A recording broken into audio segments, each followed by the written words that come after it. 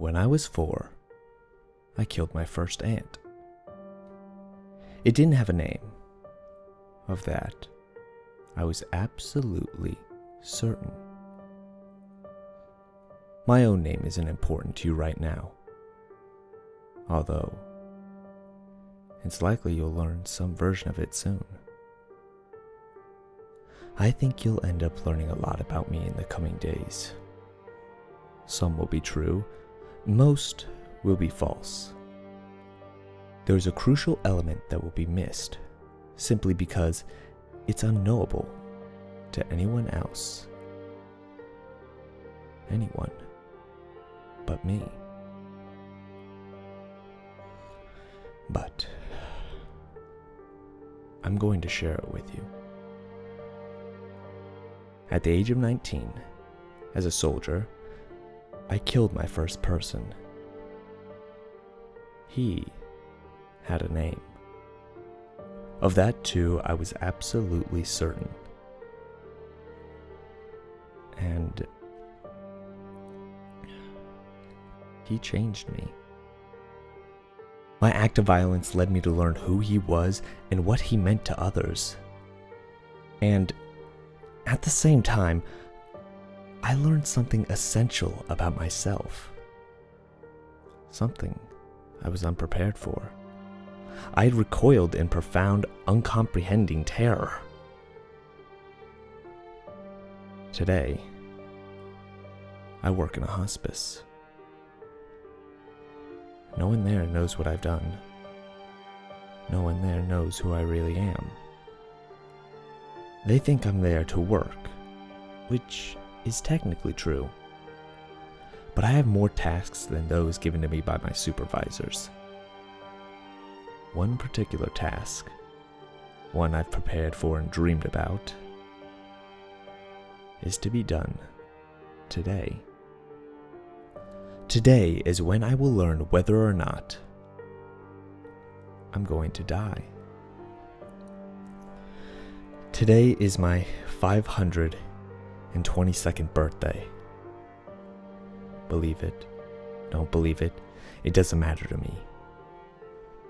When I killed my first person at the age of 19, I did more than take his life. I assumed parts of him. He was a left-handed blacksmith's apprentice named Pierre Gautier.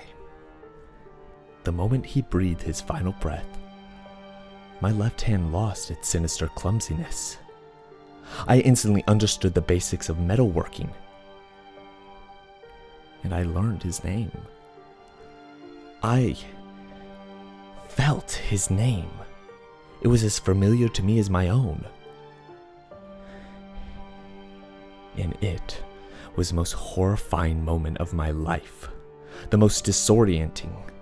And that night, using my newly dexterous left hand, I tried to cut my own throat. The blade passed over my skin as if it were iron. I later hung myself from a beam in an abandoned alley, only to dangle uselessly for 3 days before I was found and cut down by a local derelict. I begged him to help me take my life, but I didn't have enough money to make it worth his while. When I killed him in a rage of frightened and confused desperation, I absorbed his alcoholism. The following centuries were a haze of blood and drink. I've absorbed countless talents, countless traits, countless vices. But the names aren't countless. There are 7,339 names inside me now.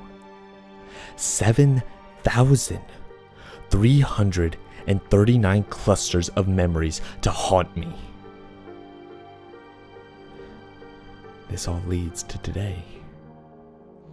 For 500 years, I've stayed under the radar. I've hidden in the shadows and killed and killed and killed, hoping to absorb any knowledge someone might have of another man like me, Another man who shares my curse. But I'm unique.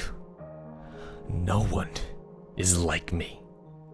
Every open throat and subsequent transfer of name and ability has yielded nothing useful.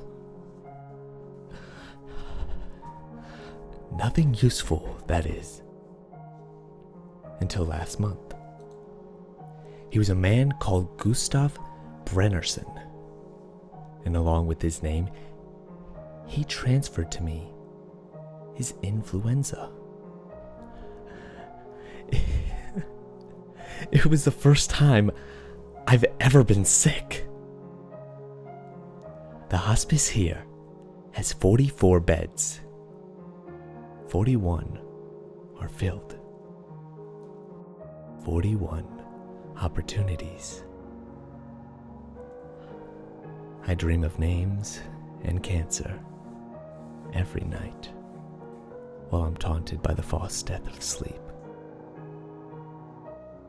Tonight, wherever it is, I lay my head as it seethes with 41 new names. I pray it seethes with something new, something malignant, something terminal, something that will end these centuries of hideous wandering. I dream of being eaten alive.